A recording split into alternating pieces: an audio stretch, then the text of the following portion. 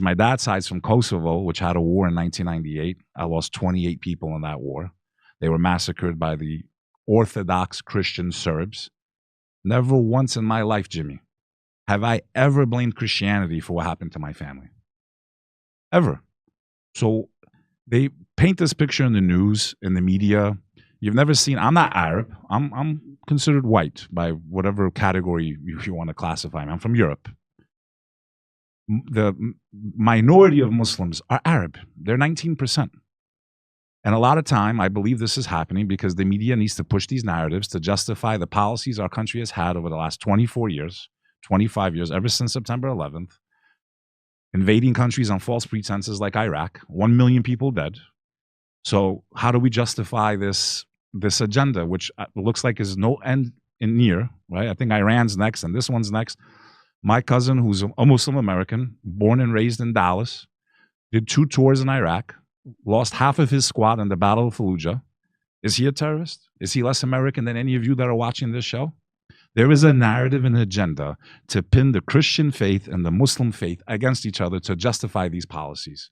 And that's why I felt it was important to expose people like Jake Lang, who most people would say their opinion of him. Again, my opinion, he has a sister that serves in the foreign military, from what I'm understanding. I don't know how accurate that was. I believe she was in the IDF. I'm not sure. 100%. I've seen pictures of him at the wall, kissing the wall. And okay, that's fine. That's his faith. He's claiming to be a Christian, even though there's nothing Christian-like about his behavior. Who are you talking about? He's the one you see in the film holding. He was just in Minnesota. They almost split his legs open like a chicken wing. He was going there to do another, hate march. He did one in Dearborn. He did one in Plano. And then he went to Minnesota. As far as the Somalis are concerned, I'm not denying there might be some fraud there, but I just find the timing of all these things to be very coincidental. We all know that every ethnic group has people that do things that are wrong. I as a Muslim have condemned terrorism in every shape or form, and I've been having to condemn it my entire life, even though I was a victim of 9/11, even though my family served in the military for this country.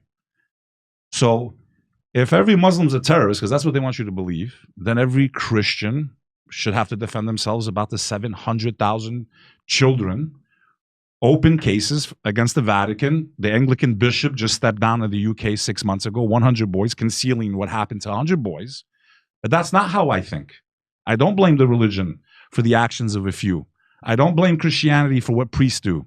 No more than I should be blamed as a Muslim. There are radicals in every single faith, religion, movements, even sports teams. People kill each other in America over Philly Eagles and and the New York Giants. So we have extremists in every group on earth.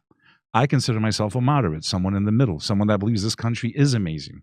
This country gave my family opportunities that no one else would have ever gave us. My family died in the Kosovo War to have the rights that we take for granted as Americans.